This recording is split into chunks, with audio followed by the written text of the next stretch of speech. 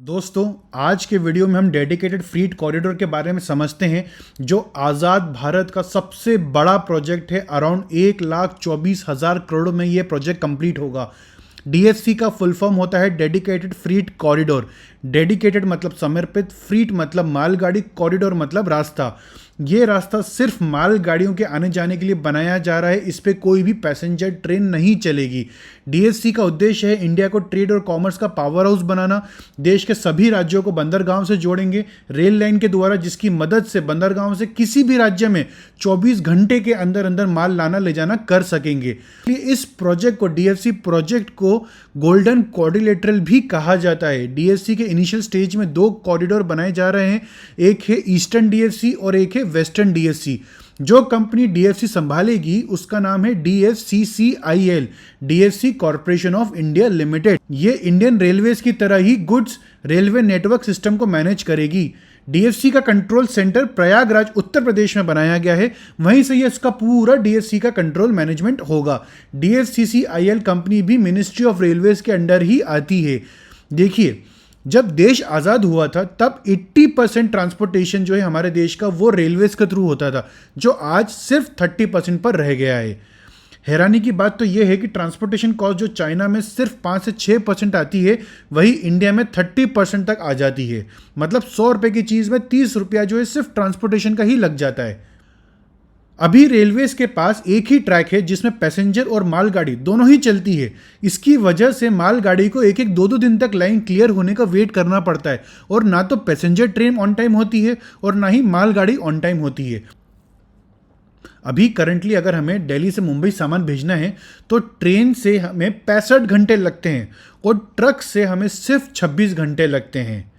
कभी कभी मालगाड़ियाँ और भी लेट हो जाती है। इसीलिए टाइम सेंसिटिव लॉजिस्टिक कंपनीज जैसे अमेज़ॉन ने रेलवेज की जगह हमेशा ही ट्रक को प्रेफरेंस दी है। ये ट्रक से ट्रांसपोर्टेशन प्रेफर करती है।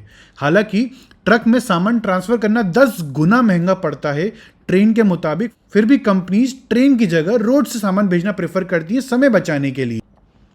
मोदी जी ने शुरू से ही इंफ्रास्ट्रक्चर बहुत ज़्यादा खास ध्यान दिया हुआ है, इसलिए उन्होंने डीएफसी के प्रोजेक्ट को बहुत ही तेज़ी से इम्प्लीमेंट और शुरू कर दिया था।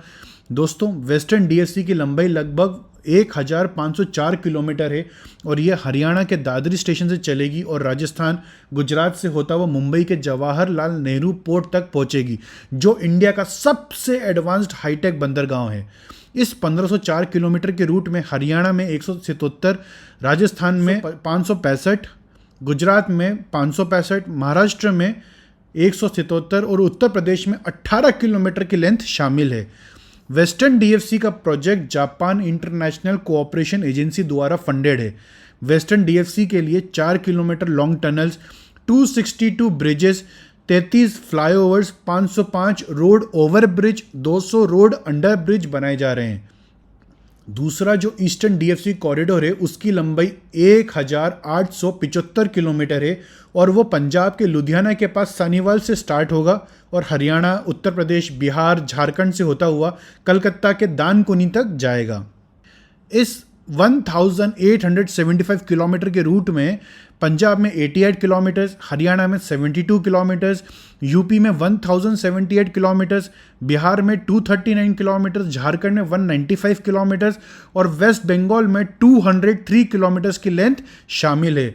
ईस्टर्न डीएफसी का प्रोजेक्ट वर्ल्ड बैंक द्वारा फंडेड है। ईस्टर्न डीएफसी के प्रोजेक्ट के लिए 104 bridges, 21 flyovers, 368 road over bridges, 189 road under bridges बनाए जा रहे हैं। मोदी जी की प्लानिंग है कि इसी डीएफसी कॉरिडोर के आसपास ही पूरा इंडस्ट्रियल कॉरिडोर बनाना है ताकि सामान को लाने ले जाने की कॉस्टिंग एकदम मिनिमम हो सके। अभी रेलवेज के पास एक ही ट्रैक है जिसमें पैसेंजर और मालगाड़ी दोनों ही चलती है। इसकी वजह से मालगाड़ी को एक एक 2-2 दिन तक लाइन क्लियर होने का वेट करना पड़ता है। दोस्तों, इस प्रोजेक्ट को इंडियन रेलवेज के पैसेंजर स्टेशन से कम्प्लीटली अलग रखा गया है, इसलिए इस प्रोजेक्ट के लिए भी अलग से स्टेशंस डेवलप हो रहे हैं जहां पर मालगाड़ी स्टॉप लेंगी लोडिंग अनलोडिंग के लिए। उन सभी स्टेशंस को एग्जिस्टिंग स्टेशंस के पास में ही या पैरेलल ही बनाया जा रहा है, बस उनके नाम में आगे न्यू ऐड कर देंगे, जैसे new Dadri, new Bhavpur etcetera. नए ट्रैक्स बिछाने की वजह से हमारे पैसेंजर ट्रेन्स को भी अपने समय पर चल सकेंगी और मालगाड़ियां भी अपने समय पर पहुंच सकेंगी। दोस्तों इंडिया में सिर्फ 9 ही राज्य है जहां पर समुद्र तट लगता है, पर इंडस्ट्रीज तो बाकी राज्यों में भी है। आज उत्तर प्रदेश हमारे देश का सबसे बड़ा इलेक्ट्रॉनिक्स मैन्युफैक्चरर और एक्सपोर्टर है, तो उत्तर प्रदेश को अपना माल एक्सपोर्ट करने के लिए बंदरगाह तक की कनेक्टिविटी तो लगेगी। हमारे पास बड़े बंदरगाह तो हैं, पर वहां से सभी राज्यों तक तेजी से माल लाने ले जाने के लिए रेल लाइन नहीं थे। सभी राज्य आसानी से इंपोर्ट और एक्सपोर्ट कर पाएं, इसलिए सरकार ने डीएफसी कॉरिडोर्स को बंदरगांव के लॉजिस्टिक पार्क से जोड़ दिया, ताकि सभी राज्यों से डीएफसी माल लेके इन लॉजिस्टिक पार्क में अनलोड कर दे और यहीं से जो शिप लगी हुई है उस बंदरगाह पे वहां पर लोड हो जाए, और जो शिप माल लेकर आया था इंडिया के लिए वहीं से उस शिप से माल अनलोड हो जाए और इन माल गाड़ियों में लोड हो जाए, ताकि इन माल गाड़ियों के थ्रू उन सभी राज्यों तक वो इंपोर्ट का माल पहुंच सके तेजी से विद इन 24 आवर्स। हमारे देश में high tech well developed logistic park की कमी होने की वजह से हम ट्रांसपोर्टेशन कॉस्ट की 30% तक हमें बढ़ जाती है, जो कि चाइना में सिर्फ 5 से 7% पड़ती है। डीएफसी कॉरिडोर्स के लिए स्पेशल इलेक्ट्रिक वैग 12 इंजन्स डेवलप करे गए हैं। ये बहुत ही पावरफुल इंजन्स हैं जो डबल स्टैक कंटेनर्स को ले जाने में सक्षम हैं, और ये मालगाड़ी के 2 किलोमीटर तक लंबी मालगाड़ी को भी खींच सकते हैं। सोचिए 2 किलोमीटर लंबी मालगाड़ी और उस पर भी डबल स्टैक, मतलब 4 किलोमीटर तक की लंबी ट्रेन बन सकती है। ज़रा सोचो इस ट्रांसपोर्टेशन कॉस्ट में कितनी कमी आएगी। इसको आप ऐसे समझो कि एक ट्रक 10 टन को ले जाता है और ये एक ट्रेन 13,000 टन एक बार में ले जा सकती है, मतलब कि ये एक ट्रेन 1300 ट्रक का ट्रैफिक कम कर देगी सड़क से।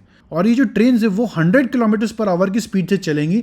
आप इसको ऐसे समझो कि शताब्दी एक्सप्रेस की average speed 70 kilometre per hour है और ये मालगाड़ी की स्पीड 100 किलोमीटर पर आवर से चलेगी। डीएफसी का ये एम है कि वो डीएफसी कॉरिडोर को 24 घंटे के अंदर अंदर पूरे देश को सप्लाई दे सकेंगे। इन ट्रेन्स में भी कवर सिस्टम होगा जिससे कि अब इनकी कोलिजन्स को रोका जा सकेगा। इसमें world class signal automatic system होगा जो ट्रेन्स को बताएगा कि कहाँ रुकना है एंड कब कितनी स्पीड पर रन करना है। डेडिकेटेड फ्रीट कॉरिडोर पॉल्यूशन को भी बहुत कम करेगा क्योंकि ये 100% इलेक्ट्रिसिटी पे फंक्शन करेगा।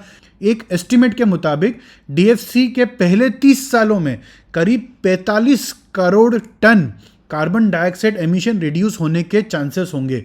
सिर्फ डीजल कंजम्पशन को ही कम करके इंडिया 12,000 करोड़ की सेविंग्स कर लेगा। दोस्तों डेडिकेटेड फ्रीट कॉरिडोर देश की इकोनॉमी की तस्वीर बदल के रख सकता है। एक एस्टीमेट के अकॉर्डिंग इनके बन जाने से 2030 तक लॉजिस्टिक कॉस्ट को हम हमारी जीडीपी के 15% से घटाकर 8% तक ले जा सकते हैं। इससे हमारे डीजल पर डिपेंडेंसी तो कम होगी, साथ ही इंडिया की इकोनॉमिक सुपर पावर बनने में भी यह बहुत ही महत्वपूर्ण भूमिका निभाएगा।